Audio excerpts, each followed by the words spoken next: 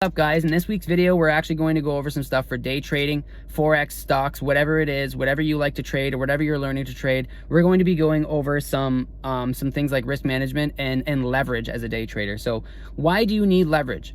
Leverage is extremely important for day traders, and for you to be able to make money as a day trader, you're going to need leverage, especially if you don't have tens of thousands or hundreds of thousands of dollars. You need leverage. To get leverage, all you need is a broker that gives you that leverage. So if you were to use like Wealthsimple or like a typical stockbroker or a trading app, they normally just give you one-to-one leverage. So if you want to make $100 in a single trade, you need to have a 10% gain on a stock with $1,000, right? $1,000, 10% of $1,000 is $100. So if you invest $1,000 on Tesla and it goes up 10%, you make $100 with one-to-one leverage. You're only leveraging the exact amount of dollars you have in that trade account. So $1,000 doesn't go very far, and it can over time, especially if you diversify and put a couple $100 on 4 or 5 different stocks, maybe some higher risk penny stocks or stocks worth less than $5 or less than $1, and then a couple blue chip or tech stocks like Facebook, Google, Tesla, Amazon, and you diversify your money. But again, with one-to-one leverage, it's going to take a really long time for you to make a lot of money, a substantial amount where you can even withdraw profits and start utilizing that money for further investments. If you only have a little bit of money to start with, one-to-one leverage is not going to get you very far. I would advise becoming a day trader and using a broker that provides leverage. And the good thing is, it's not riskier if you're doing proper risk management. So if you're not risking more than 2 to 5% per trade. That is your key for risk management, whatever you're trading. Doesn't matter if you have leverage or not. You should never risk more than 2 to 5%, unless, if you're using a broker that does one-to-one leverage, you don't really have much control. Like if you buy a stock on the Wealthsimple app and you live in Canada, it's one-to-one leverage. So if I put $1,000 on Tesla and it goes from today, I think it's $650 a share, and it goes down to 500, right? I'm losing like 30%. And that's way more than 5%. And you can't set a stop loss on Wealthsimple. And a lot of apps with stockbrokers that just give you one-to-one leverage, you can't set stop losses, you can't set take profits. You got to take your profit when you can see it. You can set an alert or a reminder on your computer. Some apps will let you do that. But if you're going to use a Forex broker, a regulated Forex broker that synchronizes specifically with the MetaTrader 4 app, the best app for trading, and TradingView being the best charting system for following charts and finding entries. I like to bounce back and forth between the MetaTrader charts and the TradingView charts when finding my entries. Makes it a lot easier because not only do you get a bird's eye view, like when I go from larger time frames down to the smaller time frame and then back to the time frame where I find my entry, I also like to look at the 2 different charts because visually they are different. And visually, because with stocks, with Forex and following the chart patterns and finding an entry, other than the belief that you have and maybe news and maybe other factors outside of the chart itself, the majority of the factors you're going to have when finding your entry as a trader is going to be visual, what you're looking at. So when you're looking at a chart, when I go back and forth between TradingView and MetaTrader, because they have their own charts as well, sometimes you can see things a little bit differently. Like I've actually entered a trade or went to go enter a trade before based on what I was looking at on TradingView, and I was looking at every single time frame. I decided on everything I was looking at, the large major support, major resistance, larger time frames down to the smaller time frame, trend pattern, everything. And I went to go find my entry, and then I bounced over to MetaTrader, and it looked just a little bit different to me. And I know I don't just mean visually the bars and all the colors and all that shit look different. I mean the way it was looking like it was moving on MetaTrader gave me a little bit of a different inclination as what's actually happening with that Forex currency pair. I did not enter that trade just because I had that little off feeling based on what I was seeing on MetaTrader versus what I was seeing on TradingView, and the trade went the opposite way. It did not go the way that I would have wanted it to go had I had just been looking at TradingView. And this is what a lot of traders don't understand. A lot of traders will just look at like the 1 hour time frame and the 4 hour time frame, and they'll do their swing trades. Scalp traders will look at the 5 minute and the 1 minute only. They won't look at a 1 hour or 4 hour or 30 minute or 15 minute. And this is where these traders are going wrong. The more information you have, the better. And then people will say, oh, well, you'll get analysis paralysis. The more stuff you look at, the more confused you get. No, the more stuff you look at, the better of an understanding you will have of what's actually going to fucking happen next, right? If you're looking at the 5 minute time frame and it's going up and it's in an upward trend pattern, and you don't go look at the 1 hour, the 4 hour, the daily, or the weekly time frame, if you were to go look at those larger time frames and every single one of them is in a downward trend, but only the 5-minute is in a small little temporary upward trend, you can't see the overall big picture. You don't get the bird's eye view, right? If you go look at MetaTrader, maybe it looks more like a consolidation or a sideways movement on the 5-minute time frame than it does on TradingView looking at the 5-minute chart. The more information you have, the better. Now, you can't just be a master of trading immediately. It is a learned skill. And the one thing that a lot of people don't get after being a trader for a couple of years is, unlike e-commerce or like a lot of other businesses in comparison, where once you get good at something, it's like second nature. When you do something, you know you're gonna win. When you list a product for sale on Amazon and you know it's gonna sell, that's not how it goes with trading, because no trader in the world wins 100% of their trades. Everyone is always wrong sometimes. Brand new traders are usually wrong most of the time, unless they have a mentor literally showing them how to do it. And I've been teaching day trading since 2020. I spent 3 years trading. I waited until I had been winning all my trades for over a year, not all my trades, like most of them, till I was considering myself a really good trader and I could duplicate what I teach and what I do, that I could actually help show others and have them duplicate what I do and win most of their trades. Now, not right out of the gate. And like I said, a misconception and what people don't understand of being a trader is like 1 year from now, 2 years from now, 3 years from now. It's not like Amazon or another business where you know you're gonna do really good with something. Now, you may be winning most of your trades and you may be a good trader, but you're not gonna win every one. So when you do go to do another trade and find an entry, and you're looking at the chart patterns and you're looking at all this stuff, trying to find your entry in a trade, you have to still be thinking critically. Like, unlike Amazon, like I'll go research a product. Sometimes I'll literally look at a product on a supplier website. I will look at Amazon for like 30 seconds and I'll go, boom, this product's a winner. Didn't even have to try. You can't do that with day trading. You can't look at the chart and go, oh, it's hitting the support at the bottom or a resistance at the top. There's a little bit of resistance, right? I'm seeing some wicks and it looks like a potential for a reversal. Easy peasy, I'm entering this trade. No, you can't do that. You have to be thinking critically at all times. So and that's a problem, because once people start to get a little bit better at trading, they start taking larger risk, they start feeling more comfortable and confident. And it's okay to feel comfortable, but you should never enter a trade without deeply analyzing it. No matter how confident you are, no matter what you think, spend the time looking at every single time frame from top to bottom, monthly, weekly, daily, hour 4, hour 1, 30-minute, 15-minute, 5-minute one. And I don't mean just whiz through the time frames just so you can look at it. I mean actually go through them and look at it and think to yourself, what's happening here? Think to yourself, what is happening with this Forex currency pair? What happened last week? What has happened for the last few months? What has this been in an upward trend? What's going on if it's GBP versus USD? What is going on in the US that could actually affect this trade? Because sometimes you'll go to enter a trade and it hits a very large time frame support or resistance, and it has been in an upward trend and it is blasting through this zone, and you think, oh, it's going to continue going up, and you enter a buy trade because you just think. You have a pretty decent, you had a 50, you're basically gambling at that point. And that's why some people say, oh, day trading's like gambling. If you're a day trader, you know it's not like gambling. It's analytical, using statistics, data, and indicators, and knowledge, and strategies to make money day trading. And this is why a lot of day traders, like most day traders, lose money, because they're new and they don't understand risk management, and they go off what they think, not what they can truly see.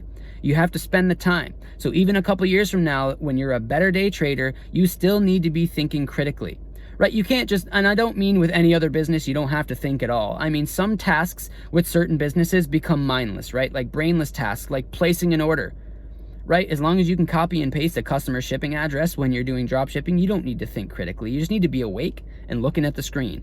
Do you know how to copy paste? It's not very difficult, right?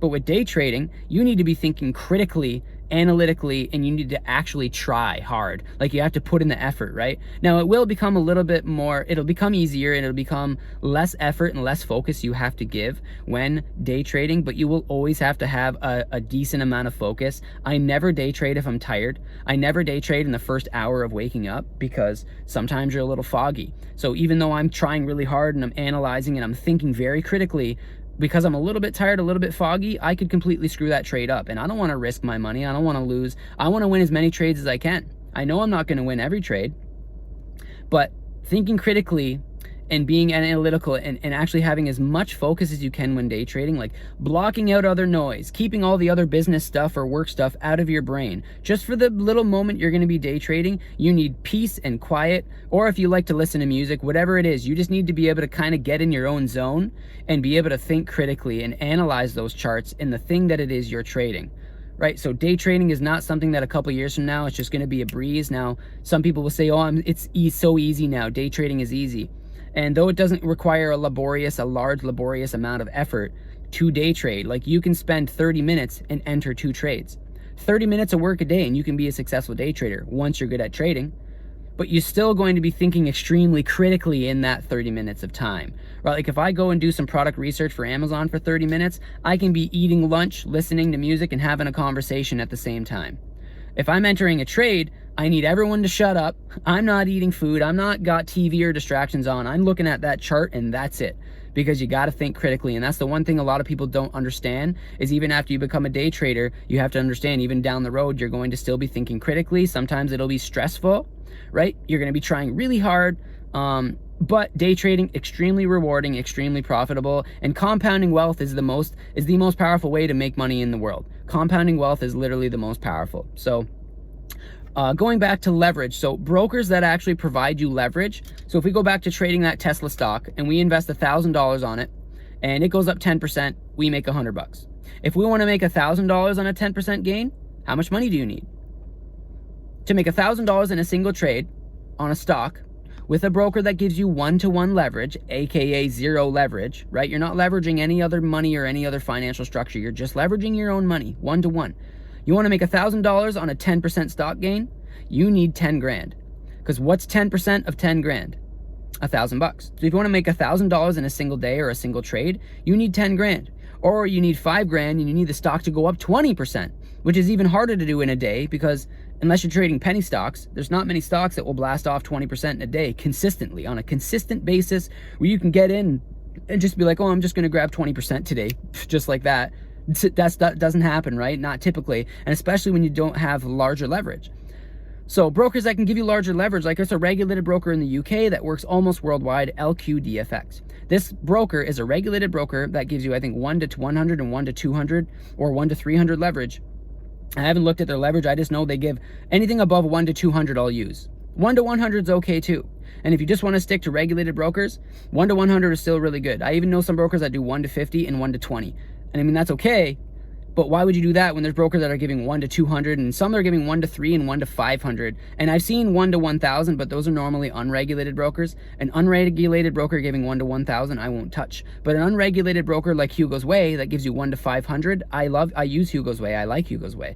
Even though they're unregulated, I still use them. So having this leverage gives you so much more power. You can make so much more money with less money.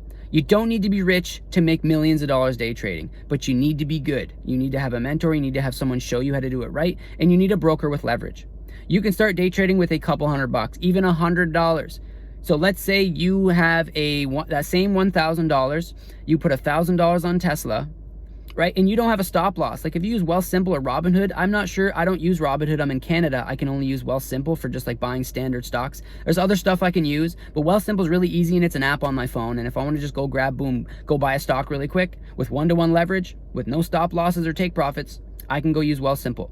There is no stop loss. So if that stock somehow magically goes to zero, like a big blue chip or a tech stock like Facebook, Google, or Apple, most likely aren't going to drop to zero overnight, even though there's no guarantee. I know that I don't need to set a stop loss because, well, they're most likely not going to go to zero. Even though the chance still exists, I don't believe so. So I'm taking a calculated risk, but a small calculated risk.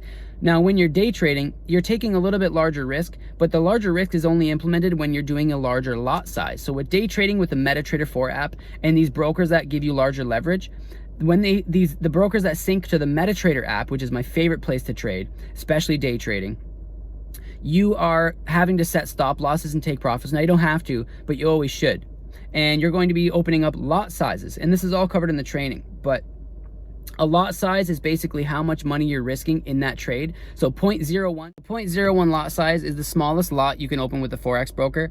And the difference between the amount of leverage you get leveraging like a 1 to 200 leverage, you basically have 200 times the buying power. So if you had $1,000 you put on the Tesla stock and it goes up 10%, your maximum gain is $100. Now, if you open up a trade on that same stock and you go for a 10% gain in the stock, and you open up like a 0.05 or a 0.1 lot size, and you risk, let's say 5% of your account, so $50 on that 1,000. So you set your stop loss. If Tesla goes down and hits your stop loss, you lose $50. But if you set your take profit up so it's for a 10% gain on Tesla, the same gain you'd get with that 1-to-1 leverage, right? If Tesla goes up 10% on your $1,000, you make 100.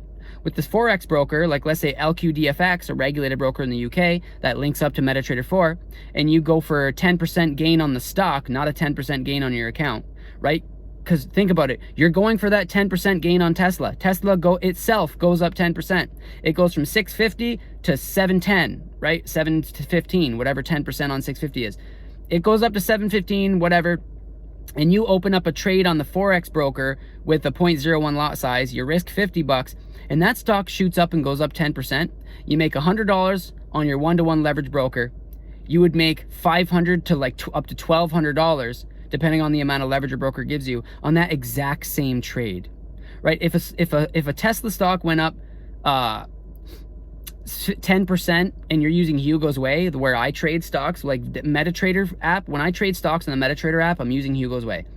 Hugo's Way, if it goes up 10%, the stock itself, and I open up a 0.1 lot size, and it goes from 650 to 715, I'm making $650, right? I'm making, roughly $550 to $650 on a 0.1 lot size. While you're making $100, I'm literally making 5 to 10 times more than you on the same trade, and I'm actually setting a risk management. I'm using risk management. I'm setting a stop loss, right? With the stock, if that stock decides to crash to zero the next day, which isn't very likely, but if it was to crash and you're opening up a trade on a broker that doesn't allow you to set stop losses, like Wealthsimple, you can't set a stop loss, the Canadian stock app, you can't set a stop loss. So that stock goes to zero, you lose all your money.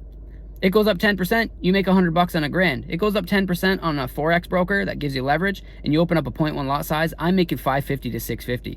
Right? And I'm maximum willing to risk 50. You're risking everything, technically. Now, the risk with trading a 1-to-1 stockbroker using like on a tech stock or a blue chip, like a company that's most likely not going anywhere, your risk is still really low. But just the off chance, that 1 in a million chance the company goes to zero, or the company dumps 25% the next day, someone like they might panic sell, and then you lose 25%, $250 of your 1,000. But I'm only going to lose $50 max, and my potential for gains is a lot higher. That's the power of leverage, and that's something you guys need to understand. If you like this video and found value, make sure to subscribe, make sure to share this video, and we'll see you next week.